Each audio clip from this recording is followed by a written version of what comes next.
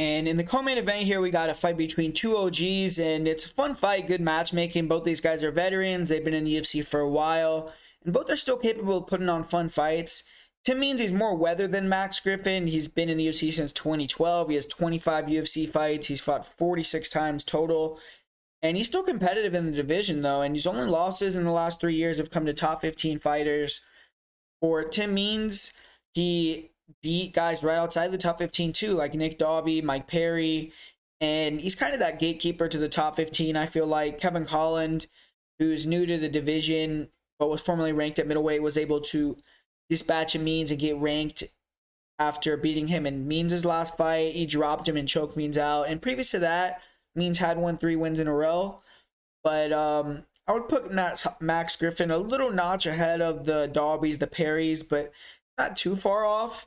Max Griffin, he's been in the UFC since 2016, and he's not had as much success as Tim Means, but he's had a good run in his own right. In his recent fights, his last 3-4 fights, I feel like he's looked a lot better. His last fight, he lost to Neil Magny, who's been a fixture in that top 10, top 15 for years, but it was a split decision, so arguably Griffin could have won, and he looks pretty good. And previous to the Magny fight, Max Griffin defeated a legend in Carlos Condit. So his last 2 fights, I'd argue, are 2 of the best performances of Max Griffin's UFC career. Even in a loss to Magny, Griffin looked good. And at 36 years old, I think he's still in his prime. But Griffin, he's been in the UFC since 2016, like I said. So he's a veteran now. And he is starting to get a little bit more respect, I feel. The winner of this fight is probably going to get one more chance against ranked competition. So it's a pretty big fight for both guys. For Max Griffin, I think he's looked better than ever recently. To me, his movement, his ability to cut angles and strike more intelligently has really improved quite a bit. He's fast, he's light on his feet, he counter punches more now, whereas he used to be a brawler, and now his footwork is a lot better. I feel like he's fighting smarter, good feints, good jabs, good leg kicks. He's making fighters come to him more. And when opponents try to get inside, Griffin is coming in, cutting angles, landing drive-by straight overhand rights, big left hooks. And he'll attack the body to open up the head, and he can close the distance really quickly. He's a good athlete, good lateral, good in and out movement, and he has big power too. So fighters aren't just going to be able to walk him down and walk through the big shots. Recently, he was able to drop Neil Magny. He rocked Carlos Condit real bad. He knocked out Kenan Song. And Griffin in round 1 is super strong. He has great footwork, speed, power. He fights technically. After the first, he can slow down a little bit, become more stationary, and go back to that brawling style. But he had a really dominating first round against Neil Magny. He had a pretty good second round, but Neil Magny dominated the third round. And Neil Magny started to kind of get Max Griffin tired, make him more stationary, backed him up, was effective with the jab and holding him against the cage and things like that. And that's what Tim Means is going to be doing in a very similar fashion. So Griffin has to come in great shape, be able to move fast, side to side, use his power for 3 rounds. And Griffin, one thing about him is he does have an insane chin. He could take an ungodly amount of punishment, and I think Tim Means winning by KO is not very likely. For Griffin, if he could stick and move, use his speed, power, his footwork, that's going to be his path to victory. If he slows down and starts to stick in the pocket and exchange with Means, let Means clinch him up against the cage, that's where Means' slickness could maybe shine through. But Max Griffin, he's a proficient grappler when he needs to be. He has a pretty good takedown game. He can mix it up.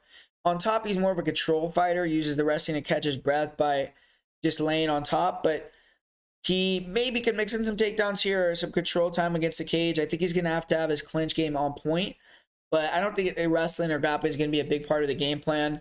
Takedown defense, I think, is pretty good. I think he's going to be able to keep this fight standing against Tim Means.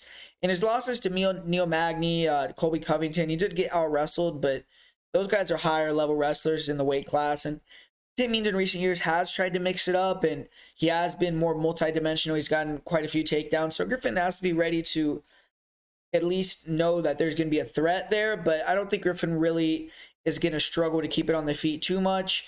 I think that the bigger battle for Griffin is going to be staying off the cage and not letting Tim Means get in that dirty boxing going, elbows going, and slowing Griffin down there. So Griffin needs to improve now in his cardio.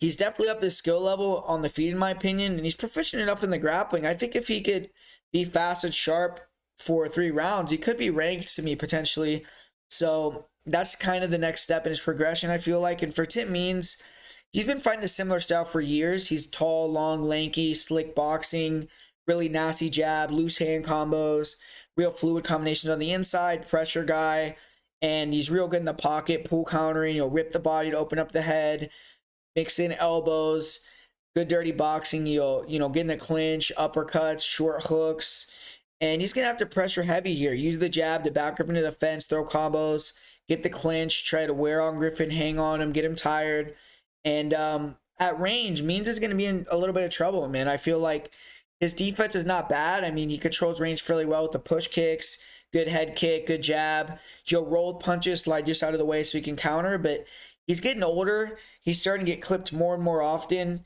His head movement is just not as fast, and his chin has always been granite, but in recent years, he's been getting hurt more and more. He got dropped by both Kevin Holland and Daniel Rodriguez before getting submitted. His cardio and output is really good, and he's going to have to try to push the pace and make Griffin, match that output that Means has. And I think Means is in danger, though, of getting clipped with the counter cross, hurt, or submitted on the outside. I did not really like how Means looked in his last fight, and he's almost 39 years old, so he's getting a little bit up there in age. He's going to have to use the clinch control, elbows, dirty boxing, and, I feel like he's not going to be able to get takedowns unless he times a perfect takedown. He does get on top. I think that'll be a huge for him and potentially could, give him around there. But Max Griffin isn't just going to lay on his back either. He's going to be working to get back up to his feet, and I don't feel like Tim Means is going to be able to win this fight with wrestling. I feel like if he wins, it's going to be more clinching. But he's super gritty, man. He's never going to give up on himself, Tim Means. He's been able to keep a job in the UFC since 2012.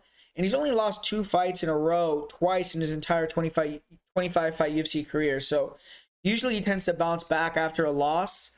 With Max Griffin, I feel like he's going to chop the legs of Means, try to land the counter across his body and to the head, use his speed and footwork, and, land some big counters, get Means a little bit hesitant. And I feel like if Means can just keep that range, I think he could find that kill shot. And so I actually feel like Griffin's either going to win by first round knockout or by decision here. If he gets real tired and Tim Means is able to grind him out, then I think that's kind of going to be Tim Means' path to victory.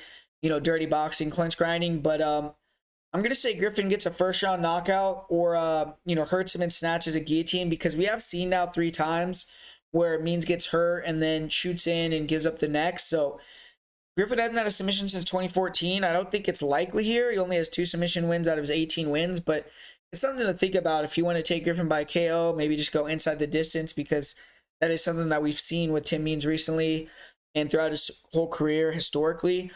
But I just feel like Max Griffin is looking better, more athletic in recent years, and I feel like Tim Means is going to struggle with that footwork, the angles, and the power, the speed of Griffin. So I'm going to say Griffin gets a first round KO in this one and gets himself back on the map,